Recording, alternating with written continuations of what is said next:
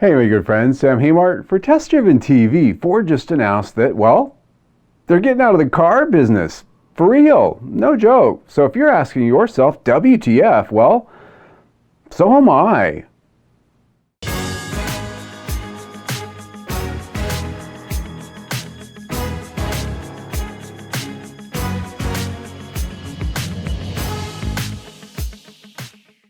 Yeah, it's true. Ford made some sweeping product plan announcements that will change and really alter the state of the company in a very short amount of time. And it says a lot about the company and its culture, but it also says a lot about the auto industry.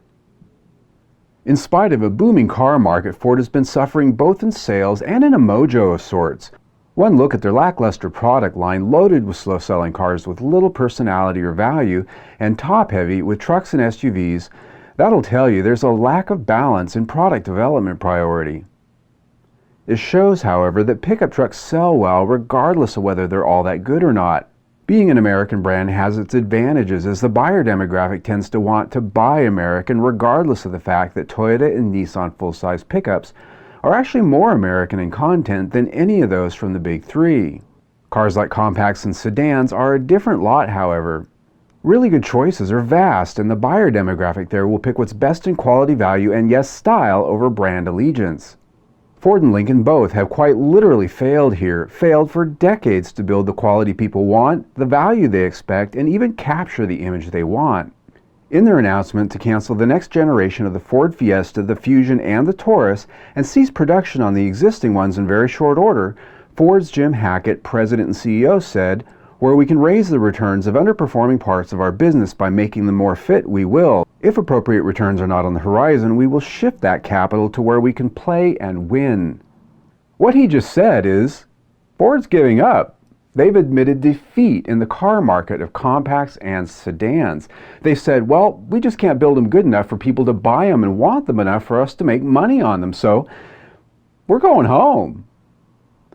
While Ford will continue building the Ford Mustang for some undetermined amount of time, they will import one model of the all-new 2019 Ford Focus Active crossover from China. That'll be their only car models going forward.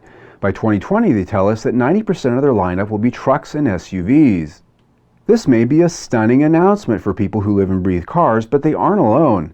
Fiat Chrysler Automobiles has already made this move, though a little bit more quietly. Their American brands build 3 cars all on one platform: the Dodge Charger, the Challenger, and the Chrysler 300. That's it.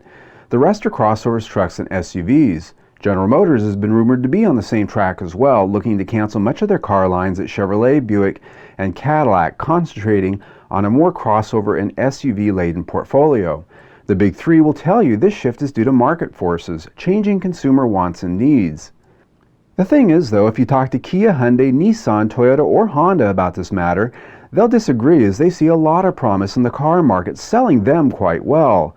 These companies don't seem to have trouble winning here.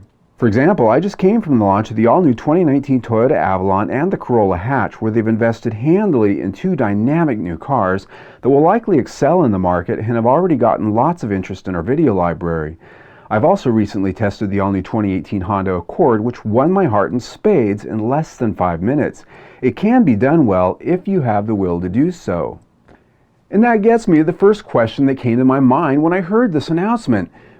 Is it that hard to build good cars that people want? I guess it is. Now, I could go on and on and on, but all shaming for sucking at their job aside, one has to seriously question their wisdom on the backdrop of history. What happens when the next gas crisis comes again with $5 a gallon gasoline and all Ford has to offer is trucks and SUVs? We've seen this movie before about, 10 years ago. Back then, when the recession hit, Ford mortgaged the company to roll out a new raft of small cars, hybrids, and electrics to address the last gas crisis, saying, "We're not just a truck company anymore." They spent billions then to realign their product structure and get green. Yes, they say they'll offer hybrid versions of all the new trucks and SUVs, but the move to drop out of the car market doesn't seem like a good hedge for long-term expansion or the who knows what's going to happen next factor. But this isn't all. The other leg of Ford's big plan to win the future is to, and I quote, build a viable and profitable autonomous technology business offering the most trusted and human-centered ride-hailing and goods delivery experience. They want to be a mobility company that encompasses all manner of autonomous transport and mobile solutions. That's self-driving cars and self-driving delivery vehicles in simple speak. As they put it, they want to create the transportation mobility cloud of choice for cities and being an orchestrator of all digital connections from the vehicle to street to business and home. So instead of investing money into good quality cars that people might actually want to buy, they're going to piss billions of dollars into a black hole of pie-in-the-sky future think that few car buyers even ask for, let alone understand. Doesn't sound like a very good gamble to me.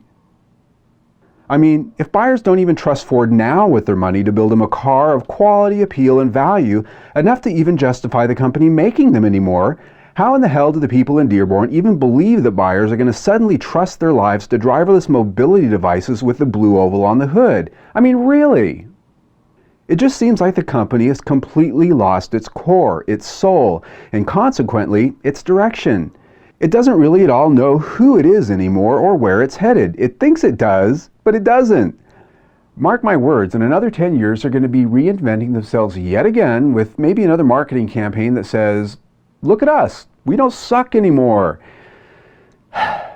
Anyway, so one last thing, and I don't think this is something that very many people have yet considered, and really the thing I bet a lot of you out there are asking, what's going to happen in NASCAR? I mean, we're not going to have a Ford sedan anymore. What's going to happen to NASCAR if all these American car companies start dropping their car lines like flies? Yeah, think about that. Anyway, if you really enjoyed WTF, click right here and see our latest video. There might be a WTF in the future. Also, click right there, subscribe to our YouTube channel, and we'll let you know. Either way, stay tuned.